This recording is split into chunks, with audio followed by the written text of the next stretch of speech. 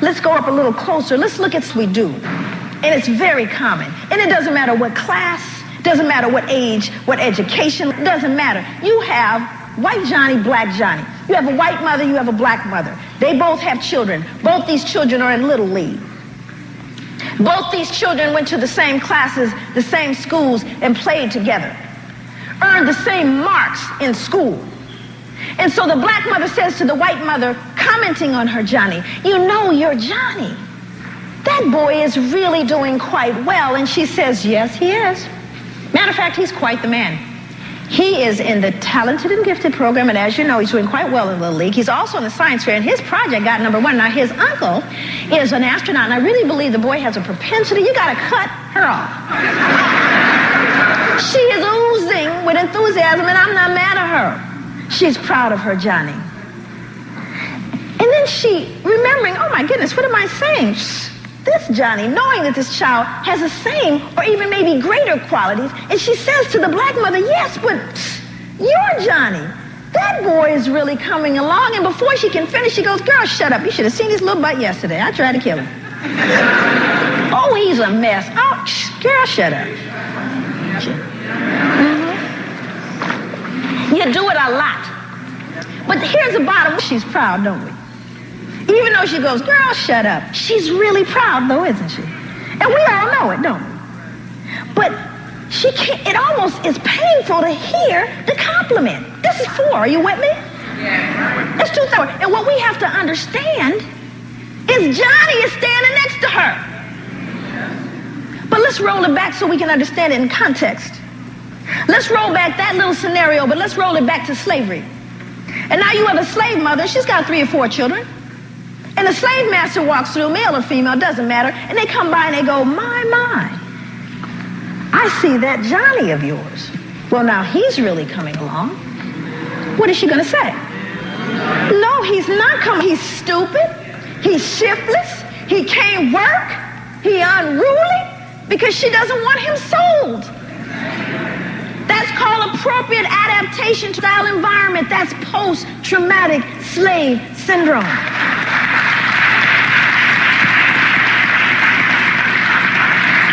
But y'all are free. Y'all free. But what you have to appreciate is while Mama's sitting here, 2004, brimming over with pride, Johnny is standing there crushed. Mama, why can't you be proud? What do I have to do, Mama, for you to know that I can do things, that I'm worthy? Why can't you praise me like she praises her Johnny? Am I not good enough? Mama, Daddy, can't you see that I can do things? I just want so much to make you proud. That's 2004, and the scary thing about it is they're brimming with pride. And we're in Johnny in 2004. It's a secret we all know that it's become a pathology that we have normalized. Now, can someone white tell us that? You got black people that walk into rooms, another form of post-traumatic slave syndrome. They walk in and they're not black. You've met them. I mentioned it earlier. Did I say that I have a lot of Latino or Hispanic in me? I have quite a bit of Indian. Right? Let me be anything but. And they come in, obviously, at least enough black that you can visually see it. And they say to the white person, no, I'm not black. This is the white therapist. They're going to say to the white therapist, but we going to now help you with your problem with your wife? I got to help you with your problem. But they can't touch that, can they? All they can do is pathologize it, but they certainly can't help. But I understand that part of us that doesn't want to be. The ones that, we move on out of the race. Sometimes we'll just make money on out of the race. We figure a way out of the race. Just like that young boy I told you whose mother said, don't you bring home nothing black as you? He promptly went out and got a Mexican girl pregnant. So what she would issue forth wouldn't be what he hated and what his mother hated. But that wasn't during slavery. So when we begin to look at behaviors that we exhibit, they're not innocuous. They're harmful. One more and then I'll move on. What time is it? I don't have a sense of that. Okay. That clock is right?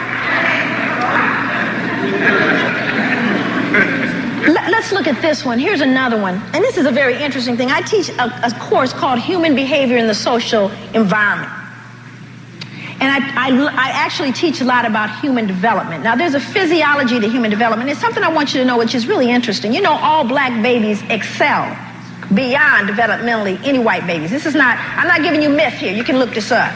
Call an occupational physical therapist, developmental therapist, any of them, they'll tell you that a black child, my grandson, till he went to his little well baby thing, my daughter called me while I've been here. Because, you know, we kind of do that for each other. She's an MSW. She was in my program. And she said that when she got to the doctor's office, my grandson is 7 months old. And he said, doctor said, well, is he sitting up now? How is he doing sitting up? And my daughter said, he's pulling up and walking around furniture. Sitting up. And the woman stopped and said, well, actually, black babies are often 2 to 3 stages removed and beyond white babies, so he's probably right about where he should be. Right? You know, it's not a myth.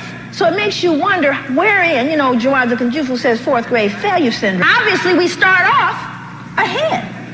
Father, where are the children in proximity of that black mother or father?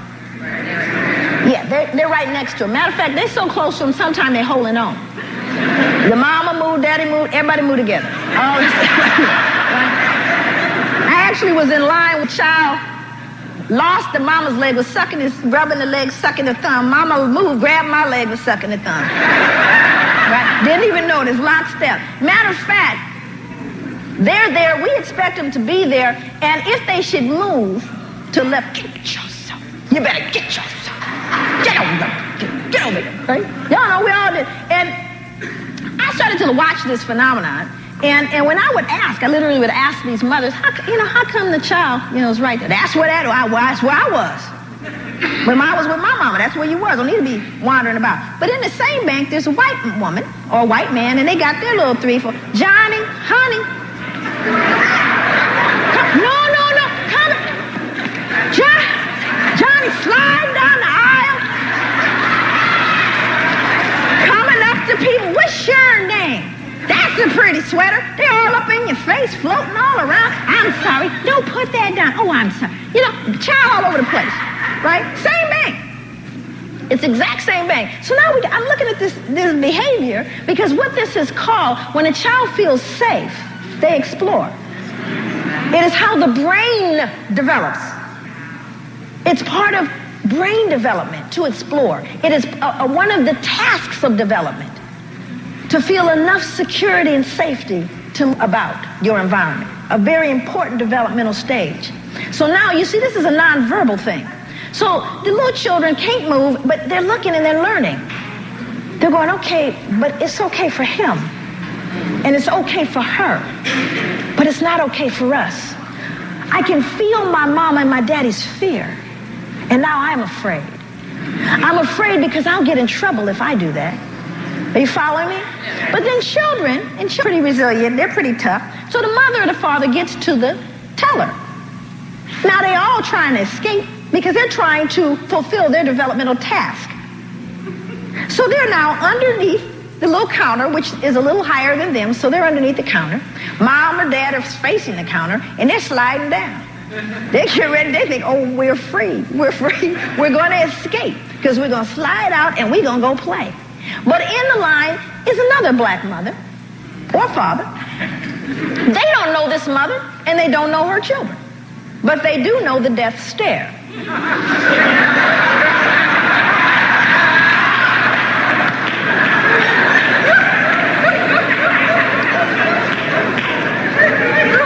And any black person worth their salt know the death stare. So a little kid goes, oh, wow. Not a word is exchanged. And so what we have to understand about post-traumatic slave syndrome, that it's transmitted on several levels. On the level of the individual, on the level of the family, and on the level of the community, as well as society. So this was a community-based transmission, you see. We keep the checks and balances even beyond our individual family dynamic into the community dynamic, and there is never a word exchanged. Yet Johnny is learning, 2004, that it's not safe for them to explore. We're teaching our children to be fearful. We're teaching them that they're not effective, that they're not good enough, that they are not capable, that they're not welcome. But we didn't mean to, because y'all all free, aren't you? But I'm trying to illustrate for you how it gets transmitted.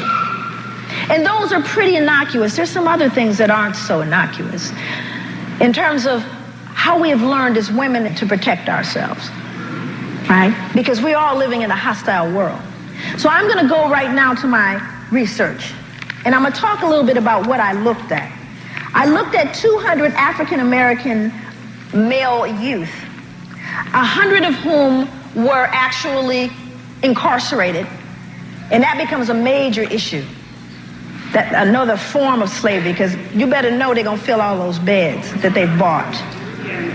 And we are the fodder for those beds. So I worked with 100 that were incarcerated, 100 that were not. So 200 in all. So now to empirically measure injury. I want to measure, I want to be able to create predictability as it relates to violence. I wanted to look at vacant esteem, and now you have a sense of what vacant esteem is. Vacant esteem is also what the whole notion of don't you bring home nothing, black is you, good hair, bad hair, all of that falls in the category of vacant esteem. And so part of what I wanted to look at was that notion of self and self-efficacy. But my committee said that's not a social problem.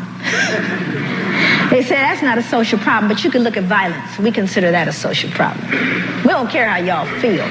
We just want you to not bother us. So I looked at violence. And one of the things I wanted to do in this study was look at how do we predict violence in African American male youth. So what I did was I looked at 5 variables, 5 scales or measurements, 5 surveys, if you will. Right? And the 5 surveys, we're going to ask the question, what is the relationship to this variable and the use of violence? So that's the dependent variable. What I want to find out is use of violence. So the first 2 variables that I use, you are familiar with. It's all through the literature. You've read about it and heard about it, and it's specials all on television and everything. And that is violence victimization. We know that if there is victimization, there's likelihood that that person is going to grow up to be what? Violent, because they've been victimized. So that's called a baseline variable, something we know. Then we have violence witnessing. We also know that the more witnessing you have of violence, the more likelihood you're going to have violence. So those are 2 baselines. The next 3 were cultural or socio-cultural variables. These were the variables I wanted to connect with culture, with history, and with injury. So the first variable that comes out is a variable called urban hassles. My hypothesis was the more urban hassles, the more violence. And I surveyed all 200 of these young men to find out, well, what is an urban hassle? Do you hear sirens at night? Do you hear gunshots? Do people approach you trying to sell you drugs? Do you try to find a safer route home from school sometimes? Are you fearful of the safety of yourself or your family? Those are called urban hassles. And I said the more of them, the more violence. Now we understand what created the urban setting, right? You understand that that was something deliberate. Urban ghettos and all that sort of thing. It's deliberate. And within those are the urban hassles that go along with it. Yet unmeasured for us because we've normalized it, right? Do you see what I'm saying? This becomes normal behavior. We've normalized the stressors associated with being black. I want the day to come when they put electrodes on a brother when a police car rides up behind him. Because, you know, when a police car rides up behind my husband, I know that that police car is there without my husband ever saying a word. His entire body language changes. We haven't done anything wrong, yet there is a hypersensitivity. There's a look in the rear view. There's a checking to make certain everybody's in their seatbelt. This is 2004. Nobody's measured the electrodes that go into the stressors associated with being black. Okay, that's when we don't measure. You know, there's a stress scale where they measure, you know, if you get married, you get divorced, if you move, if you know, somebody dies, somebody born. How about if you're black? There's a stressor associated with being black. Nobody's ever measured that. Okay, so now when you begin to look at this urban hassle, I said it predicted. Now here's the next one. Now this variable is an important one. It's called racial socialization. All this It can be found in a published dissertation. But the racial socialization scale, both of these scales, by the way, written by black people, this racial socialization scale is actually a protective factor. We're saying that this is going to build resilience. Now, what is racial socialization? Racial socialization implies and suggests that we should prepare our children that they may be in a hostile environment. But even if they enter that hostile environment, they're going to be okay. And the reason they're going to be okay is because they got a God. And the reason why they're going to be okay is because they have a rich, strong culture. And if for some reason mama can't help you, grandma, auntie, or uncle can. They learn that you are not the descendant of slaves, but you are the descendant of captured free men. You learn that you have self-efficacy in and of yourself, that you have intrinsic value, power all by yourself. And I suggested that the more racial socialization, the less violence. Now the fourth, or the variable, that I looked at, I searched for, I waited for, because this was going to be the linchpin, and I knew it. And they kept telling me about this scale and mom and daddy scale and who in the house scale and socioeconomic. And I said, no, that's not what this scale's got to be about. But it's interesting how things come to you, because I knew that it would have to come from these young men. And so I would meet with them and kept hearing this over and over again. Well, you know, they diss me. You know, that's what happens when you diss a brother. Well, the reason why that brother went down like that is because he was dissed. Meaning what? Disrespected. And I heard it, both groups, all 200. It would happen so much. I said, okay, I've got to look at the relationship of respect to violence. So I immediately went back to my committee and I said, I need to find a respect scale. And I searched the literature and there wasn't one. And so my committee said, oh, it seems you have a problem. I said, but I must write one then. Well, they say, you're not I'm not one of those people that create scales. I have no skill in that. It's never been tested. It's never been measured. It's never been, none of that. But they couldn't argue because one didn't exist. So I wrote the scale, and they didn't know if it was going to perform, meaning that it was valid. They didn't know it had face validity, but they weren't certain. But I looked at respect in these categories: respect among peers, respect among institutions, and respect among authority and society. I wanted to know what these young men felt about, and my hypothesis was the degree to which they felt respected, they would have less violence, and the degree to which they felt disrespected, conversely, would produce violence. So I did a linear regression analysis, meaning I took all of those variables and I looked at them as it related to significant prediction of use of violence. And all of the hypothesis was correct. Well, great. That was wonderful. Now we know that more relation and witnessing produces violence, more urban hassles produces violence, more racial socialization decreases violence, less respect, more violence, more respect, less violence. So it became very clear, great. But then I wanted to know from these young men, two open-ended questions. So now we're not looking at a scale. I'm letting them write it out themselves, all 200 of them. If for some reason you or your friends have been disrespected, why do you think it happened? And why do you think people like you might be disrespected? I asked them this in 2000. I wanted to know, what do you think about that? And so they gave me answers. But before they gave me answers, I did a stepwise multiple regression analysis, and I wanted to look at what are the very strongest predictors of violence in this study, Joy. Of all the variables, what are the strongest? And what fell out first was victimization and witnessing, baseline variables we already knew, and respect. Strongest predictor of violence. I'm going, oh my God. And what is the criminal justice system based on? What is its motto? It's punitive. I'm going to trach you. So in effect, it is a wrong approach to rehabilitation because you are creating a criminal. Because the more you disrespect him and crush him, the more violent he will become. So now I go back to why, though, do you think in 2000 and 2001, and let me help you understand who the other 100 young men were, the ones that were not incarcerated. They were in a gentleman's rites of passage program, Afrocentric program called Bridge Builders, where they went into passage at 14 and they graduated from passage after completing 1 year of college. They were going to Stanford, they were going to Harvard, they were going to black colleges, they were going all over the country. Same kids, same zip code area. Only difference was they went through this program of passage. So surely they would have a different perspective on this. Surely they would be different in their belief system around why they were disrespected. And guess what they said? The large majority of them said, it is because I am black. I am a black man living in a white man's world, because historically we have never been respected. Post-traumatic slave syndrome, you will always be black. So how long do our black men think they're going to be disrespected? And you know they're mad about it. They're mad about it. So it became very, very clear that this wasn't any isolated incident. They knew why they were disrespected. And they knew that it was perpetual. And what does it look like? What kind of future do you have when you know you are always going to be marginalized? No matter what degree you get, no matter how much money you have. Like Stevie said, you can't, trade in your face. You can't. And one of the things that I started to realize, I said, my God, that wasn't the deep about this research, because it became very clear. Now all of the prisons, everybody's calling me, writing, because now they know it's out. I need to replicate the study. We need more research. It's not enough research. I need to look at women and girls and our relationship between men and women. I need to look at all of that. And I can't do it all.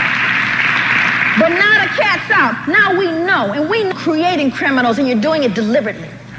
We know it. They're not functional outside of prisons now. They're not functional. They're learning dysfunction and deviance. It's designed that way. And it is counterindicated for them to be treated with a punitive model. Clearly, it's wrong. But what was more important to me, what was far more important to me, was what I learned respect meant. That is what, to me, was the crucible in this research. Something it's called unexpected results. By the way, I discovered that they always talk about the absence of father and what it produces in young, delinquent males. My research suggested that it was the absence of mother, not the absence of father. Now, you've heard a lot of stuff, but the absence of mother, whether she was physically there or not, present, or whether she was not there, it produced more violence than the absence of father. So we need to start taking a look at that. But aside from that, here's what I realized. Can anybody out there tell me what respect means? I mean, because I asked white people what respect means. And white people, particularly white men, it was very interesting, their response. And their response was thoughtful. And they said, I think for me, respect means an earned regard. Earned regard. I asked black men and women what respect means to them. They say a sense of value and worth. Respect. To be treated with a sense of dignity, value, and worth. I asked my husband when my grandson was born, I said, does Nasir have worth?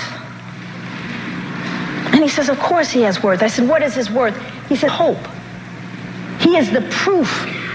He is a continuation. He is a future. He has intrinsic worth. But what was interesting is that respect doesn't mean that. Respect doesn't either of those things.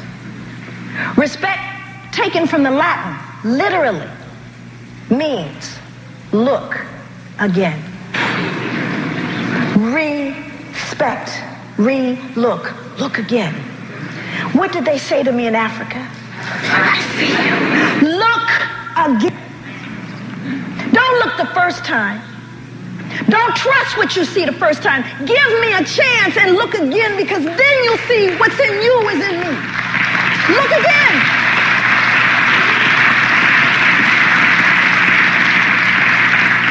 So not only must they look again, we must look again. We must respect. It is simple, and it took me all the way back to the home. We've got to respect who we are. We cannot do that if we don't who we are. We cannot correct what we don't understand. And we cannot apologize for having the courage to talk about what hurts us.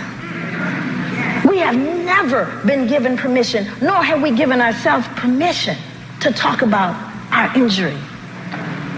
Post-traumatic slave syndrome is not something odd. Naeem Akbar talked about it. James B. Comer talked about it.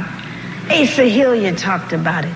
Wade Nobles talked about it. Your grandmama talked about it. Your grandfather talked about it. Your sister talks about it. We just put a name to it. But there are things that go off.